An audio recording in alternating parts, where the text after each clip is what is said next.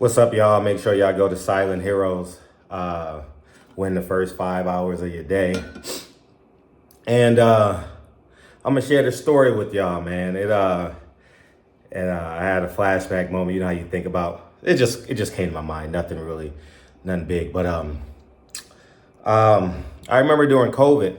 Remember we were supposed to have Freeway Rick Ross on the program with Rick Glaser. If y'all may not remember, we had hundreds of guests. So I'm gonna tell you the story behind it. I'm not gonna divulge the personal information, but I was talking to Rick Glaser before the show, and we were talking about something. Oh, the information y'all do know. Remember, him and Serafina were going back and forth. Well, I kind of used an angle to leverage why he wouldn't come on the show, for him to say him and Rick Ross wouldn't come on the show.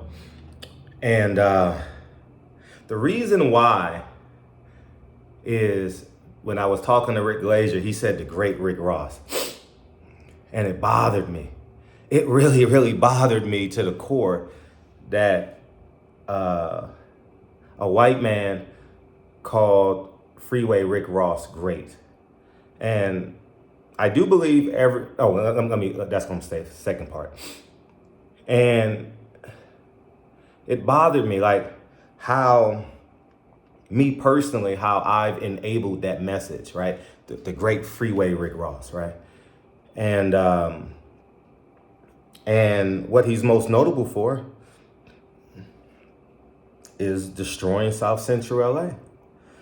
And I today have tenants who have succumbed to the drugs that Freeway Rick Ross dropped off in South Central LA. I've invested millions of dollars in South Central LA.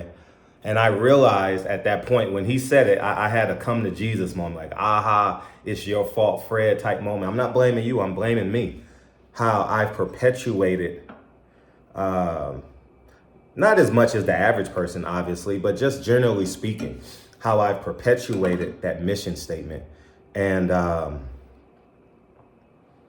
I didn't want to do the show with Freeway Rick Ross and Rick Glaser call him the great Freeway Rick Ross because he was great at selling drugs for an extended period of time. And I think we as Black people got to own up to how we have facilitated the debauchery in our community. And I've had quite a few moments since then in terms of convictions, personal convictions, you know what I mean? And the most notable one, is when you realize that these promoters and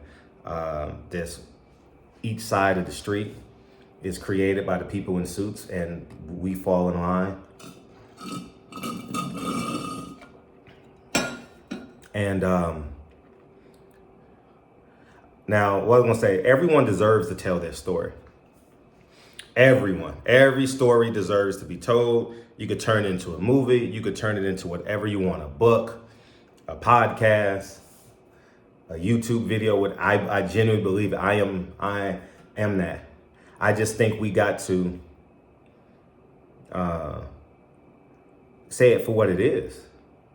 You're not a hero. You can't be a hero in the Black community for selling dope. You can't. And Rick Glaser will vouch. He doesn't know why, but he will say, oh yeah, I remember the night Fred and I agreed not to come on the show.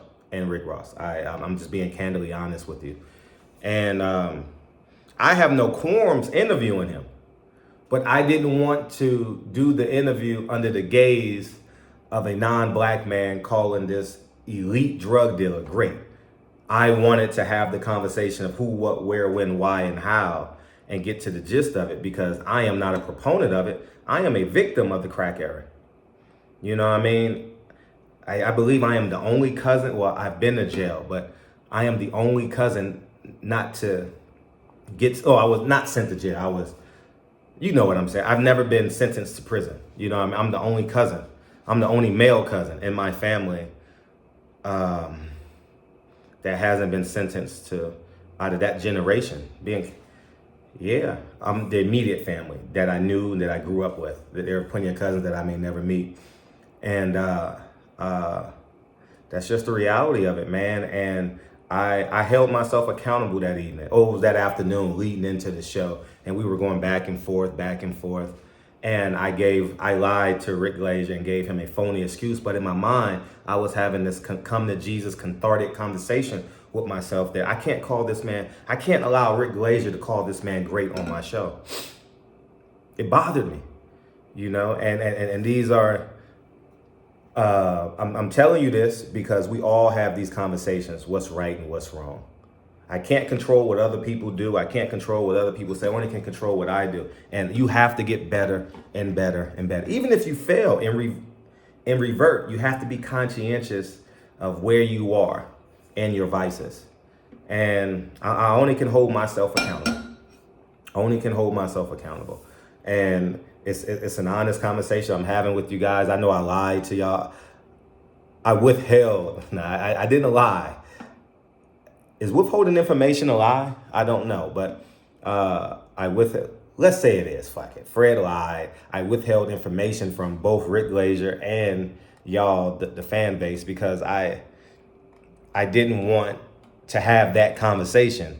You know what I mean? And I at the end of the day, I held myself accountable. I have no qualms interviewing Freeway Rick Ross. No qualms. None. Zero. And I have no qualms with other people interviewing Rick Ross. But when you hear a non-black man call Freeway Rick Ross great because he was a dope dealer, then we as black people got to hold ourselves accountable in what we're promoting, what we love, what we consume. And that's just simply it. And coon is the new cool, man. Yeah, being a coon, being opposed to this culture is the new cool. You know what I mean? And I'm growing and I'm holding myself accountable, and you should do the same, man. You should literally do the same. Anyways, y'all have a beautiful Friday. The family is off to Disneyland for 4 days. I don't want to see that credit card bill. I don't want to see that credit card bill this month. You know what I mean? The end of Hawaii and all of that September statement gonna be crazy. Half of Hawaii and all of Disneyland for 4 days, 6 cousins. Whew. Anyways, man, I want to see it. You know what I mean? Anyways, y'all have a beautiful day. And it's just beautiful when you... Anyways, this is the best summer I've ever had in my life. Best summer, hands down. And hopefully you guys have had the same. But that's the real reason why Freeway Rick Ross and Rick Glaser didn't come on, because I felt convicted. I personally wanted to have a conversation about Freeway Rick Ross, about destroying the community and how it impacted your family, how it impacted my family. And now the millions of dollars, the billions of dollars that he said he made, and how positively and negatively has impacted me. You know what I mean? On the positive side, he kept the property value down, and I was able, and I could afford to go in and invest in the community. It's made me a multi-millionaire. But on the flip side, it's destroyed generations and generations of black people. How can you call a man great when he's destroyed generations and generations of black people and Mexican people and just humans? You know what I mean? It's just a real conversation I really, really wanted to have, but I couldn't have the conversation with Rick Glaser as the middleman for this. And it's no shade to Rick Ross. Definitely no shade to Rick Ross. You know, I mean, I heard he's doing some really good things in the community now. I don't know him. I've interviewed him a couple times. I don't know him personally, but it's just a conversation I think that I should have had, vice versa, and he and I having that conversation. I've never heard his interview for an extended period of time. I've heard him on Blue Blood's platform for like 5 or 6 minutes. I think that's probably it, I think.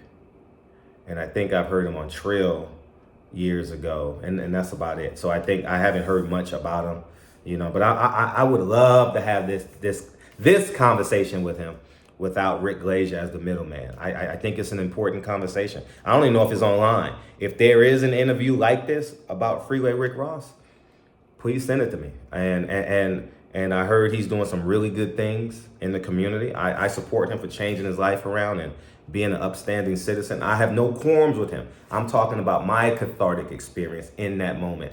You know what I mean? I felt convicted that he called him great for what I assumed because he was a great dope dealer. When I and you and we and us and they and there and he, she, her, him were victims of men like Freeway Rick Ross distributing pounds and pounds and pounds and pounds and pounds of drugs in the community. Anyways, man, barbershop conversations, man. Like I said, again, no qualms with Rick Ross, Rick Glaser, or anything else, but I wanted to have that conversation with him. You know what I mean? And I think it would have been a very, very good conversation, you know. And I'm sure he's had conversations like this before from victims, I shouldn't even call them victims because you willfully do drugs, right? But he's the mastermind behind it. Anyways, y'all get what I'm saying. I'm being repetitive, and I just thought I'll share that with y'all. And as I rehash, as these memories rehash, I'm gonna start taking y'all back down memory lane. You know what I mean? I'm gone. Peace.